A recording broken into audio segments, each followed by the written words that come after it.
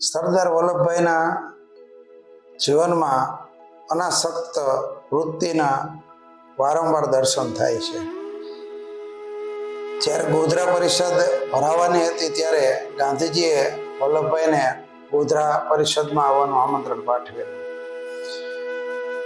આગલી રાત્રે સાંજે વલ્લભભાઈ ગાંધીજીને મળવા માટે આશ્રમ પહોંચ્યા. ત્યારે નરહરી પરીખ એમને મળી ગયા. એમણે નરહરી પરીખને કીધું કે આવતીકાલે તું ગોધરા આવવાનો છે? નરહરી પરીખે કીધું હા, હું આવતીકાલે ગોધરા આવવાનો છું. તો બે જોડી ધોતી અને પહેરણ લઈ લીજે. નરહરી પરીખને કાંઈ સમજાયું નહીં. એમણે પૂછ્યું કે આપણે ત્યાં રોકાવાનું નથી તો વધારે કપડાં શા માટે લેવા જોઈએ?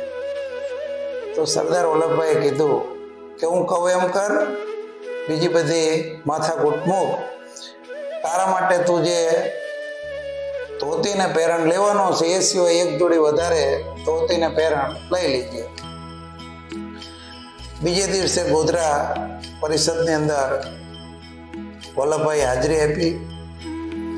એમણે ત્યાં પોતાના કોટ શૂટનો ત્યાગ કર્યો અને સાદા વસ્ત્ર નરહરી પરીખ પાસેથી ધોતીને જબ્બો જે આગલે દિવસે સાંજે મગાવેલો એ પહેરી લીધો અને ત્યારથી આજીવન જ્યાં સુધી જીવ્યા ત્યાં સુધી એ ખાદીનો જબ્બો અને ધોતી પહેરેલી. સરદાર વલ્લભભાઈ પોતાના જીવનમાં જે નિર્ણય લે તે બરોબર દ્રઢપણે એનું પાલન કરતા. ઘણા લોકો સરદારને રાજાઓ અને મૂડીવાદીના મિત્ર ગણતા. ત્યારે સરદાર કહેતા કે હું તો ખરેખર મજૂરો અને ખેડૂતોનો મિત્ર છું. મને રાજાઓ અને મૂડીવાદીઓને ગાળો ભાંડી અને આગેવાની કરવાના ફાંકા મારતા મને નથી આવડતું. હું મારી નસે નસમાં ખેડૂતોનું દર્દ વહી રહ્યું છે.